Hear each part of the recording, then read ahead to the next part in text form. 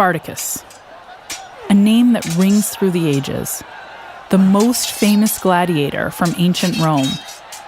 Spartacus was a Thracian soldier who was sold into slavery. As a slave, he trained as a gladiator in Capua at the first gladiator school. There he competed in harrowing battles, all to entertain Roman elites. Spartacus survived those battles and eventually escaped captivity. He went on to lead a major slave uprising against the Roman Republic. His strength and bravery would inspire political and military leaders for generations to come. The life of any gladiator was harsh. The fact that these combatants fought and killed each other as entertainment makes the gladiator an enduring symbol of the excesses of ancient Rome. And there were thousands of gladiators over hundreds of years who came from the Roman Republic and Empire. So now, I want you to take a minute and try to think of another gladiator, someone other than Spartacus. Unless you're a serious Roman history buff, it's kind of hard to do, isn't it? In this episode of Choiceology, we're going to examine a bias that trips up our thinking about success and failure in everything from how we raise our kids to how scientists once studied extrasensory perception.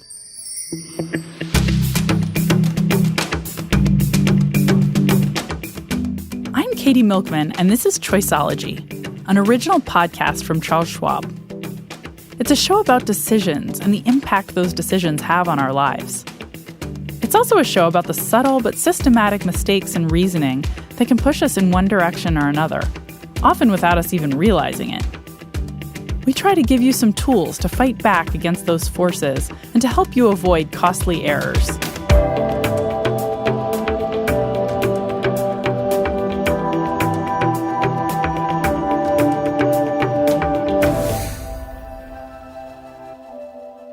Quiet, please, quiet.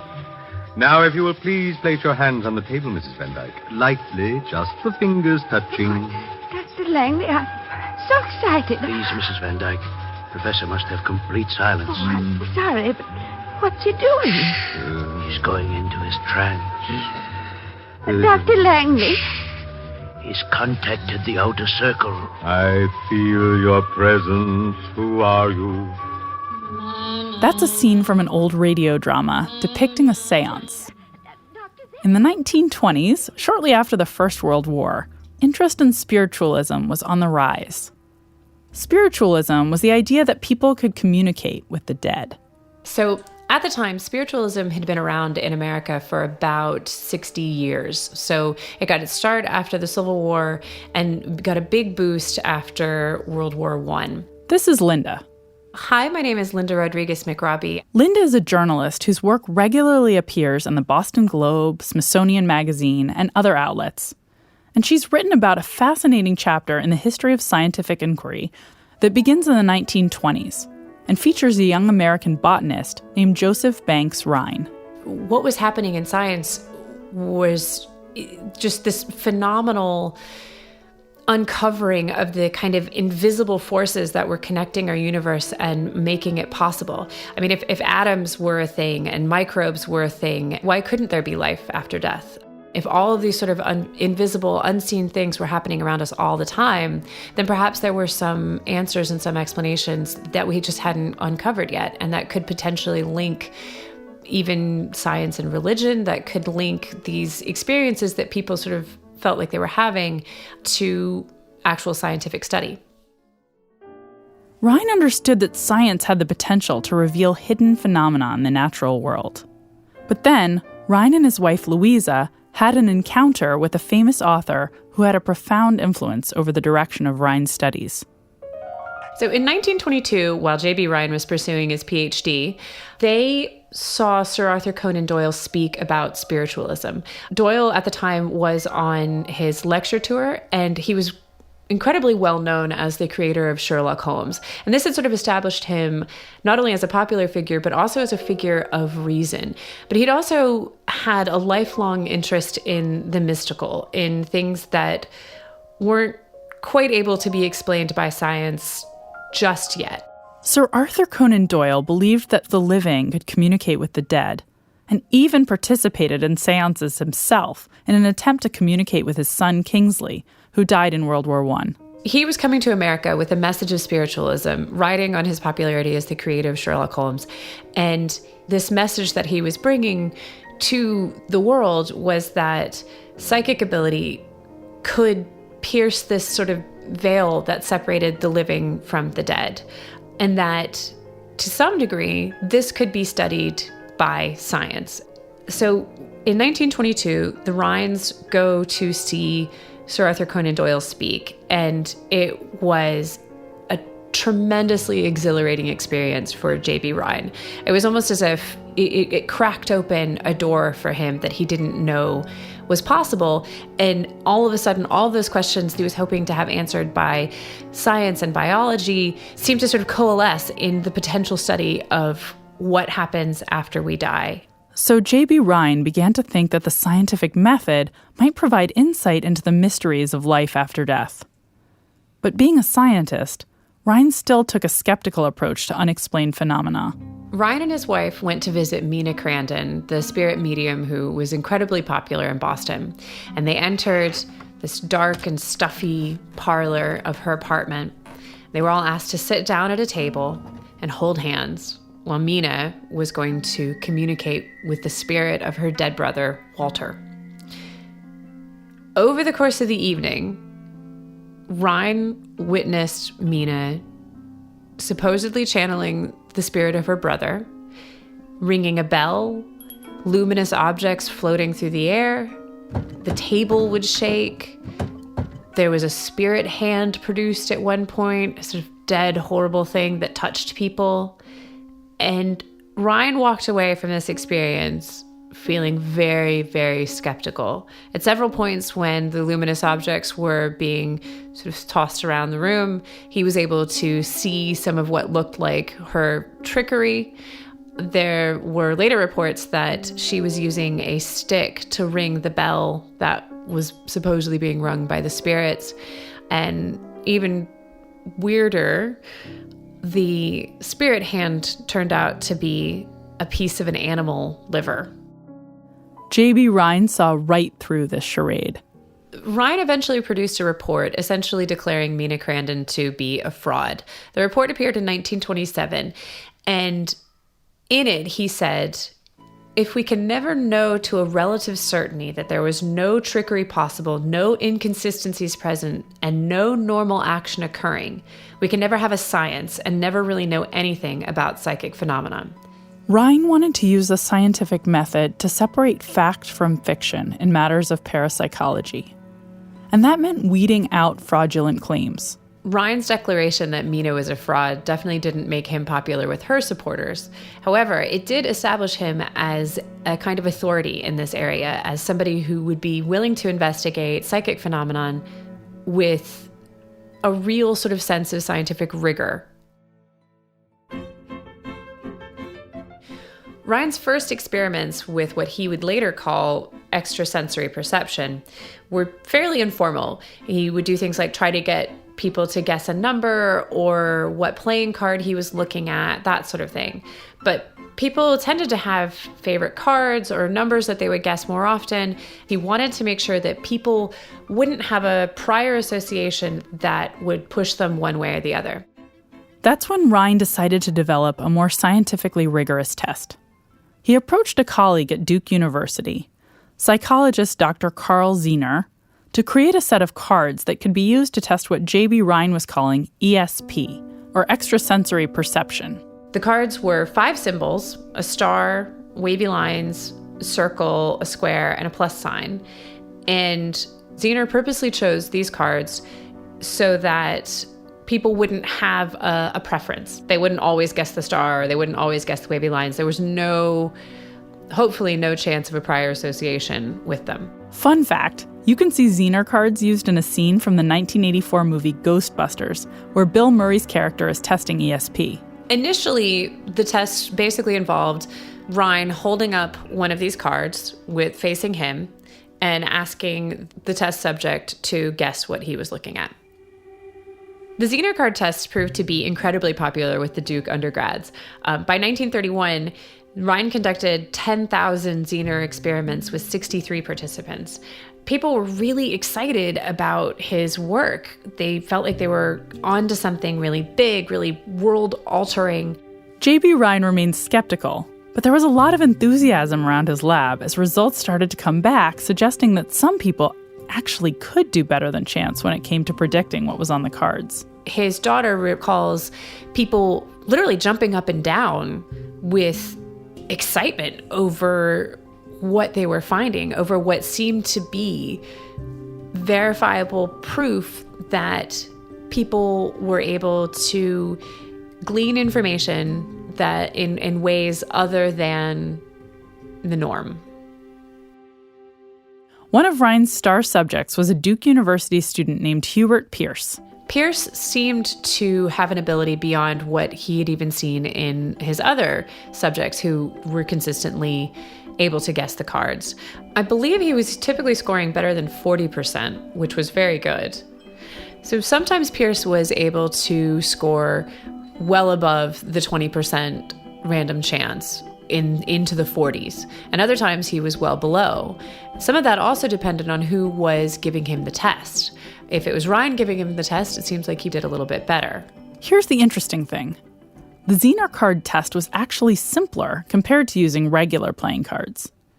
In a deck of 52 cards, you start out with a 1 in 52 chance of guessing the right card. The chance of guessing the correct Zener card was 1 in 5. If the volunteer knew all the symbols and could count cards, the test would get progressively easier as cards were eliminated. You know there are going to be 25 cards in the deck, and you know there are 5 symbols, which means there's an opportunity to see these cards 5 times. So it does get easier. Rhine did his best to make sure that there was no way that Hubert Pearce had access to the cards or could see the cards before the experiment began. So in one case, for example, he would have the research assistant shuffle the cards in a room 200 yards away to make sure that there was no chance that Pearce would be able to have any sense of the order of the cards before he was asked to guess them. Rhine was particularly interested in the people that he felt were exhibiting psychic or psi abilities. And so he would test them over and over again. So the people who did well tended to show up multiple times, like Hubert Pearce. People who didn't do as well tended to not come back. Do you see what's happening here? Rhine would eliminate the volunteers who scored near or below chance from the study, and the volunteers who scored above the rate of chance would continue to be tested. The thing is, in any reasonably large sample, some people are going to score below chance, some will score near what chance would predict, and some will likely score a little better than chance. And the volunteers who scored above chance moved on to the next round of testing. So it looks like these people have extrasensory perception. Now, to add insult to injury, this test is a little shoddy. So once people were familiar with the test, because they'd taken it before, doing well was a bit easier. The methods for preventing card counting were far from foolproof. So this reinforces the idea that there's something special about people who had survived a largely random selection process. J.B. Rhine ended up with a small list of volunteers who consistently scored above chance, and he took this as proof of the existence of ESP. The culmination of Rhine's experiments with the Zener cards was his 1934 book, Extrasensory Perception. Among non-scientists, this book was hugely popular. By 1937, you could buy Zener cards at the 5 and dime store. People talked about him in the press all the time. His books were part of the Book of the Month clubs. And most importantly, it also meant that wealthy people who were similarly inclined and who believed in the research that he was doing were now giving him money to study psi phenomenon, enough money so that he could set up his own lab at Duke. People were incredibly interested in what was going on in his lab. Famous people like Jackie Gleason, Brave New World writer Aldous Huxley, Carl Jung, big names were really interested in what he was doing and the kind of work he was putting out. Professionally, however, his fellow scientists were a bit less enthusiastic about his results. Essentially, people in the scientific establishment began trying to find the holes in his research and his methodology. And they found them. In science, the ability to reproduce experiments is key. J.B. Ryan's results didn't seem to hold up to the scrutiny of other researchers. On the heels of Ryan's popularity, several other investigators tried to replicate what he'd done. There was a man at Princeton, W.S. Cox, who in 1936 tried to replicate Ryan's findings and was unable to. And there were several people after that who weren't able to. And this has been the sort of biggest problem in parapsychology since, is that people have not been able to consistently replicate the findings. Part of the problems that people were seeing in Ryan's work were issues of methodology. There were concerns that, for example, they couldn't be sure that the subject hadn't actually seen the cards. In some cases, the cards were so poorly printed that you could actually see through them. When Ryan began to tighten his scientific controls, fewer people were able to score above random chance. It was at this point that J.B. Ryan's research really began to fall out of favor in the scientific community. But his project continues to this day. By 1948, the lab isn't really associated with Duke University in quite the same way that it had been before. And when Ryan retired in 1965, despite the fact that the lab was continually doing research in this area, the lab closed. He founded a nonprofit research center, the Foundation for Research on the Nature of Man, that continued to be involved in ESP research well into the 1980s. And now the Ryan Research Center still exists in Durham and still uses Zener cards. I think Ryan felt like he'd never been given quite a fair shake, especially towards the end of his life, especially as the funding started to dry up, as the accolades started to dry up. I think he felt like he brought a lot to the study of psychical research that was ignored by the scientific establishment or derided by the scientific establishment. And I think that probably hurt him. Just to be fair to him, because he wasn't deliberately falsifying his results. He wasn't making things up. He did want to apply the most rigorous scientific method to what he was studying. But he could also be blinded by what he wanted to believe. Linda Rodriguez McRobbie is a freelance journalist and writer whose work has been featured in the Boston Globe, The Guardian, Smithsonian Magazine, and more. I've got a link to her Atlas Obscura article on J.B. Ryan in the show notes and at schwab.com/podcast. The process by which J.B. Ryan narrowed his field of ESP candidates was problematic, and it's a type of reasoning that rears its head in other contexts. For instance, we wanted to test people's ability to identify successful and unsuccessful musical artists. Keep in mind, unsuccessful musicians should vastly outnumber successful ones. Can you please name 5 successful bands or musical artists? Queen, Shania Twain, Elvis, Johnny Cash. The Beatles, Rolling Stones, Led Zeppelin, Pink Floyd, and... The Killers, The Beatles, The Who, Rolling Stones. The Beatles, The Who, Fleetwood Mac, ZZ Top, and the Eagles. Bang those out really quick. Okay, now name 5 unsuccessful bands for me. Unsuccessful. I don't know too many. I don't know any off the top of my head. Like long term, like Rebecca Black, she did that Friday song. How would I know them if they were unsuccessful? I can't think of any unsuccessful bands. I don't think I can. I can't think of any because they're so unsuccessful they've dropped out of sight. This makes sense, right? It was relatively easy for people to come up with successful artists because successful artists become famous. We hear about them way more often. But what about all the overnight successes that didn't happen? They're invisible to us. We see the same phenomena in the world of business. There are several notable examples of entrepreneurs who dropped out of college to become great successes. We listed some of these examples and asked people whether dropping out of college seemed to be a useful strategy for success. You know, Steve Jobs, Mark Zuckerberg, Bill Gates, they're all massively successful people, and they all dropped out of college. So do you think that indicates that college isn't necessary for that type of success? Yeah, I do, actually. I think that's entrepreneurship. Those guys are all entrepreneurs, so you don't really need college for that kind of stuff because that's a creative mind. Yeah, college is not necessary to get that kind of success because I think that wealth or a really good job has as much to do with creativity than anything else. Oh, absolutely. I don't think that college as an institution, the way that we use it, can determine success as an entrepreneur or in any field that you have to create your own opportunity in. The thing is, the data shows clearly that more education generally equals better career outcomes. Bill Gates and Steve Jobs are the rare exceptions to the rule. You don't hear about all the college dropouts who worked on new technologies or founded startups and failed.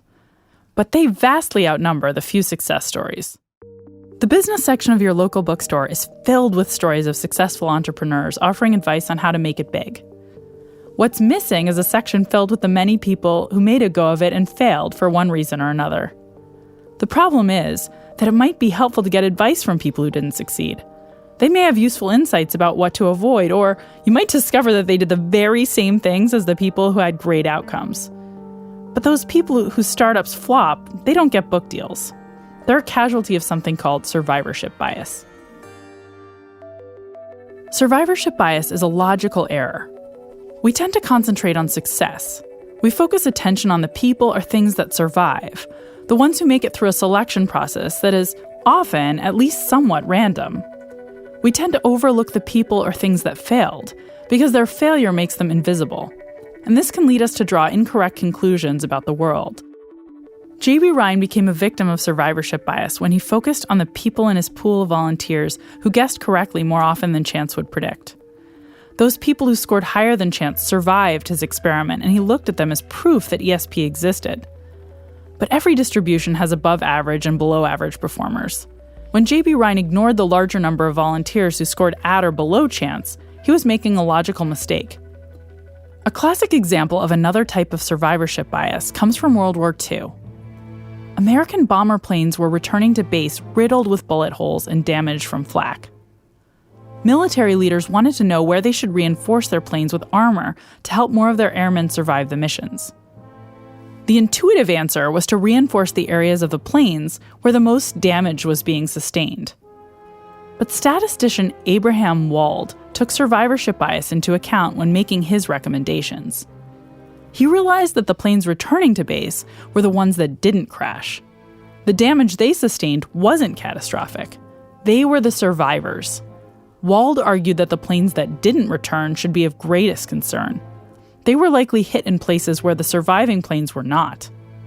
Therefore, the least damaged parts of the surviving planes became the focus for additional armor. Funny thing, the Wald story itself is a product of survivorship bias. It's one of the most referenced examples. Many other examples are ignored.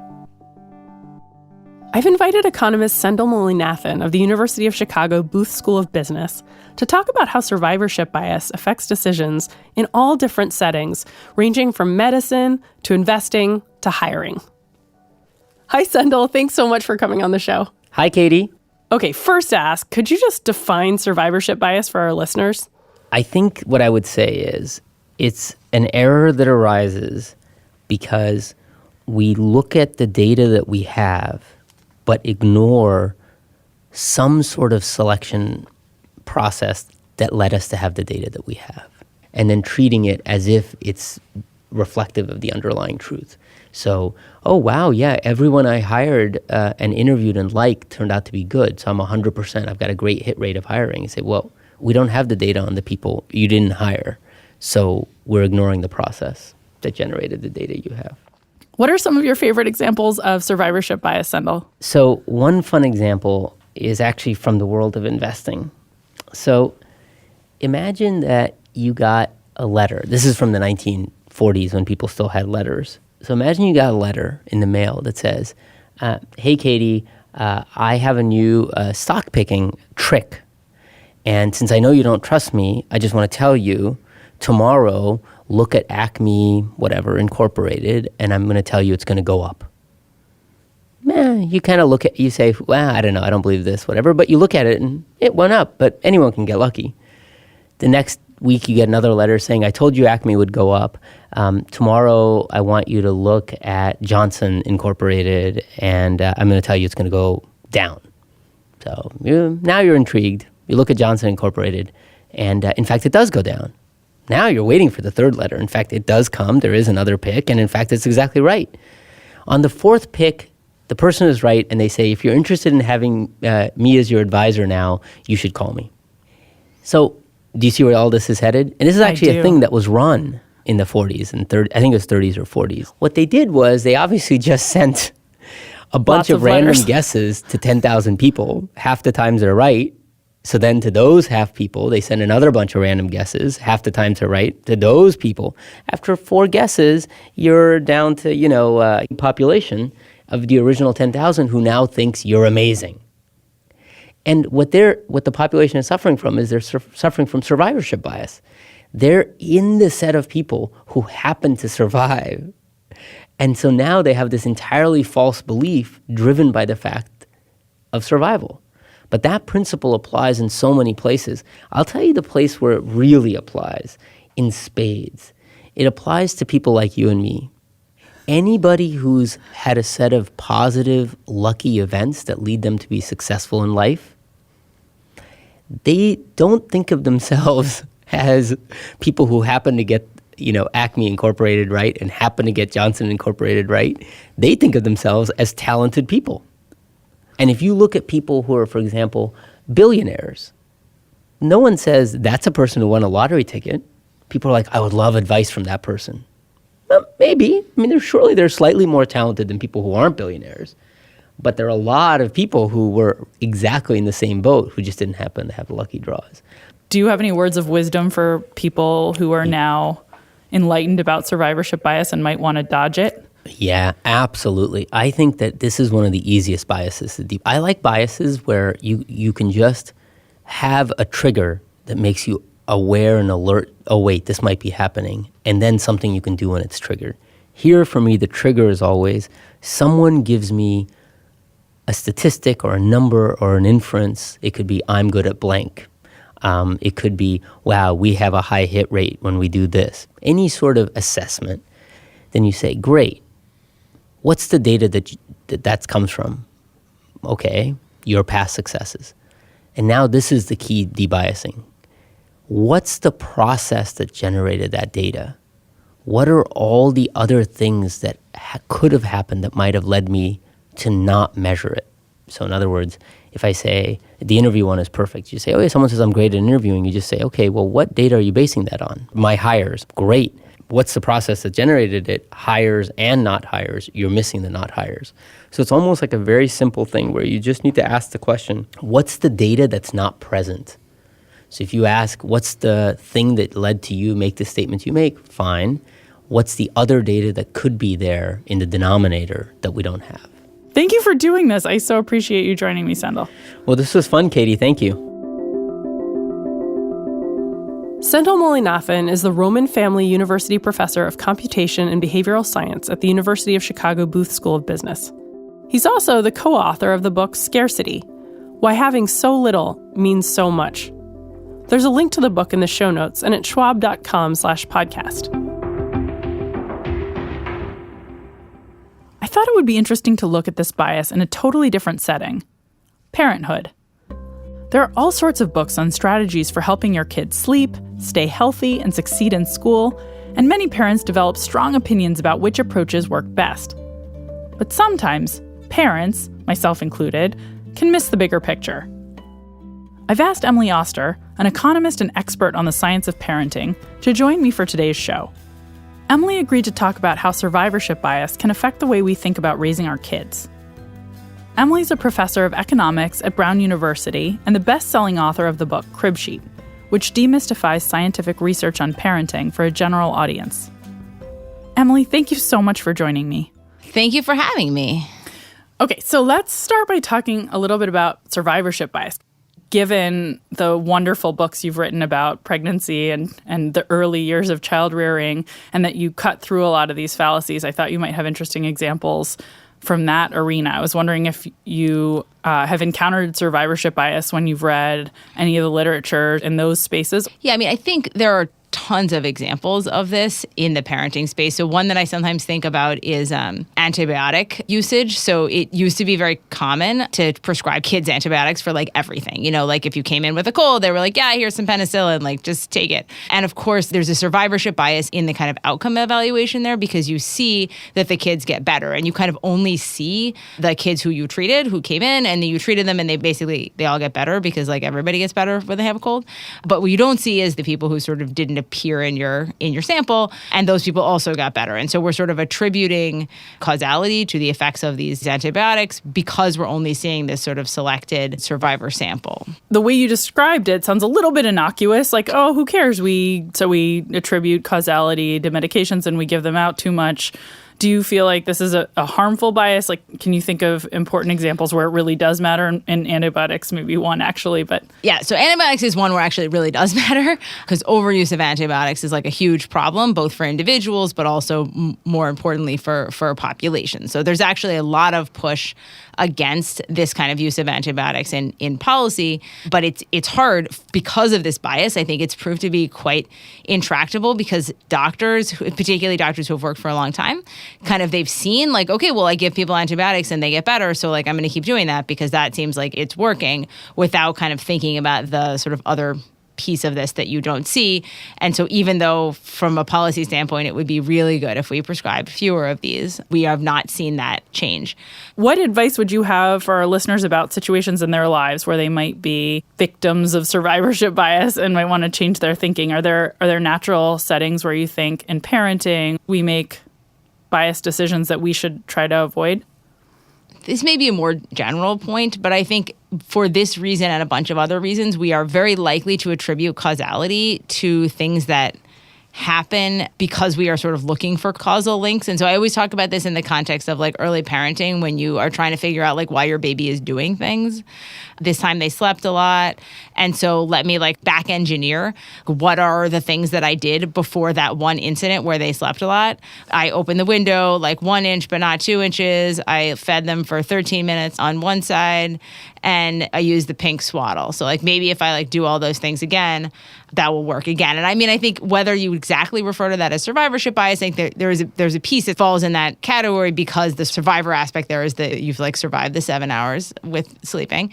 And of course, making those causal leaps is not why your kid slept. It's just like sometimes kids sleep more. And so I think we can sometimes get a little too anxious in early parenting around sort of trying to figure out what is going on and not being willing to just accept like this is something over which you don't actually have that much control, and you probably shouldn't really try to think about causality that much. Like sometimes your baby just does random stuff for no reason. If you had to say like what some of the biggest mistakes are that you feel like people make when they're using that sample of one instead of actually stepping back and using the right statistical tools to make inferences, what do you think those are? It is easy to infer that you have done the right thing in terms of like how do you get your kid to sleep through the night, whether you use this technique or this other technique, or to sort of get very wedded to the idea that like one of these techniques, like leaving them to cry, not leaving them to cry, coming in every 3 minutes, coming in every 7 minutes, that like one of those techniques is right. And, you know, the truth is that when you look into the data, basically any kind of cry it out technique, coming in, not coming in, staying in the room, leaving the room, anything where you like have a consistent approach and you do it, any of those is going to work pretty well. And the problem is that, number one, when you get to your second kid, you may inappropriately think that something is going to work that isn't so special. But in the other place that this comes up is when we see that something works, we often then want to explain to other people that that is the only thing that works. And I think that is one of the sort of central messages of the book, is that learning what works from your kid and then using that to boss other people is not super productive, because actually there's many good ways to parent. So I feel comfortable also calling that survivorship bias because it feels like, you know, like you said, you sort of survived and this person survived. You survived. And then parenting that is how really parenting survival. feels. Yes, I've survived this. This worked. Like, you observe only the success. You survived. The kids survived, and it worked. And you celebrate and assume this is the one and only way.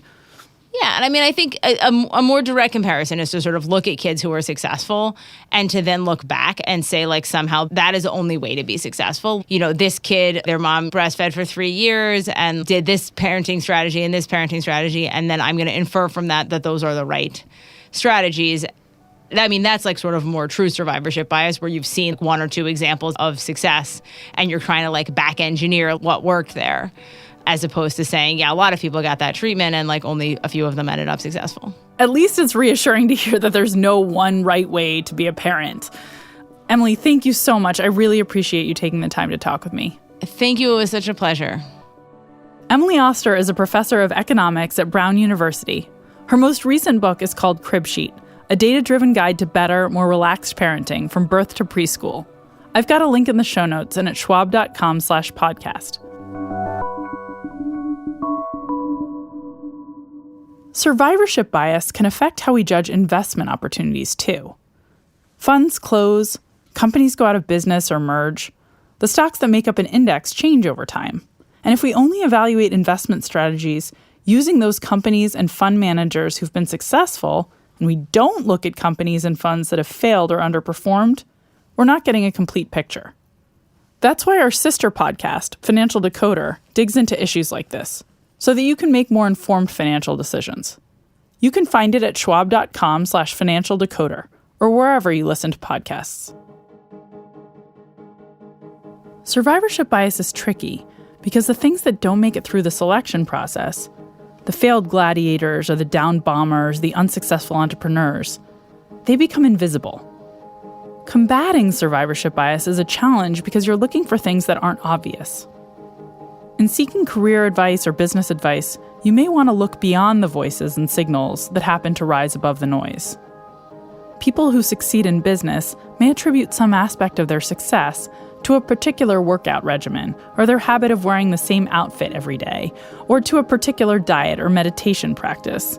But what you don't hear about is all the other people who followed that same workout or habit or diet or practice but didn't have the same successful outcome.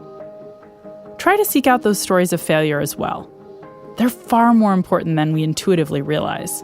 They are, in fact, the key to overcoming survivorship bias. In short, survivorship bias means we miss out on learning from people or products or ideas that didn't succeed. Some of the most important information on the road to success often comes from a balanced evaluation of what really differentiates the good outcomes from the bad.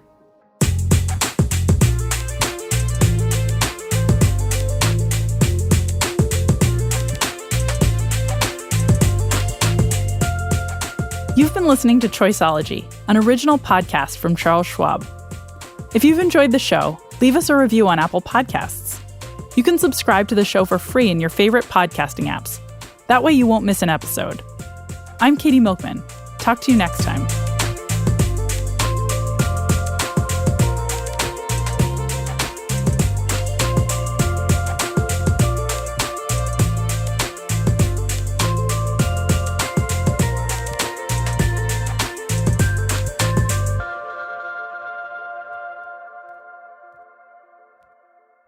For important disclosures, see the show notes or visit schwab.com/podcast.